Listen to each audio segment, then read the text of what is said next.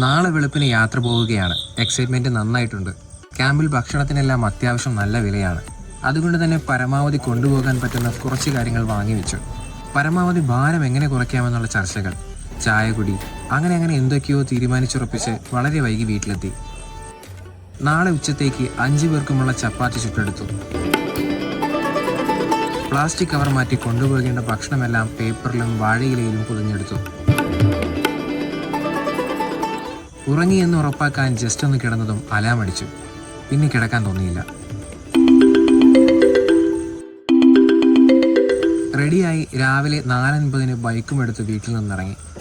തൊട്ടടുത്ത് തന്നെയാണ് മിഥിലേഷ് ചേട്ടനും അരുണും താമസിക്കുന്നത്. നിയാസും സിയാദും 2 കിലോമീറ്റർ മാറി വാളിക്കോടും.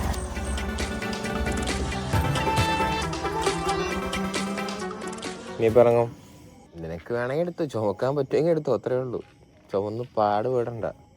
ഇല്ല, അവരൊക്കെ ഷൂ ഒക്കെ തന്നെ, ഞാൻ ചെരുപ്പ് മാത്രമേ ഇട്ടുള്ളൂ. ഞാൻ ഷൂ 5 മണിക്ക് മിഥിലേഷ് ചേട്ടൻ എത്തി. ഗേറ്റൊക്കെ തുറന്നു പതിയെ സൗണ്ട് കേട്ട്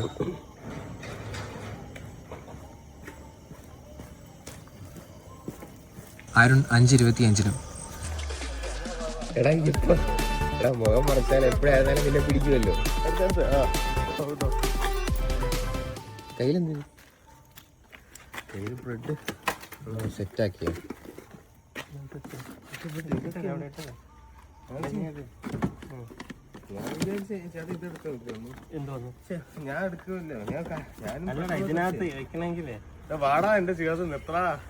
ഞങ്ങൾ എല്ലാവരും ഒരുമിച്ച് യാത്ര തുടർന്നു.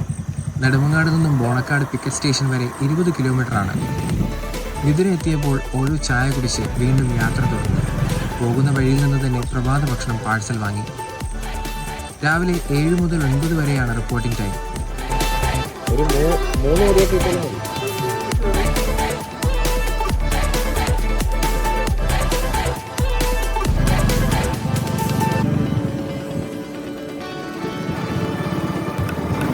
6:30 ബോണക്കാടിന്റെ കവാടമായ കാടത്തടം ചെക്ക് പോസ്റ്റിലെത്തി. ഇവിടെ നിന്നും റോഡ് 2ആയി പിരിയുകയാണ്. ഒന്ന് ബോണക്കാടേക്ക്, മറ്റൊന്ന് വാഴവന്തോൾ വാട്ടർഫോൾസ് അടങ്ങുന്ന കാണി സെറ്റിൽമെന്റിലേക്ക്. ഫോറസ്റ്റ് ഉദ്യോഗസ്ഥർ എല്ലാ ഡോക്യുമെന്റ്സും വെരിഫൈ ചെയ്തു. ഇനി ആനയും കാട്ടുപോത്തുമുള്ള കാട്ടിലൂടെ ബോണക്കാടേക്ക്.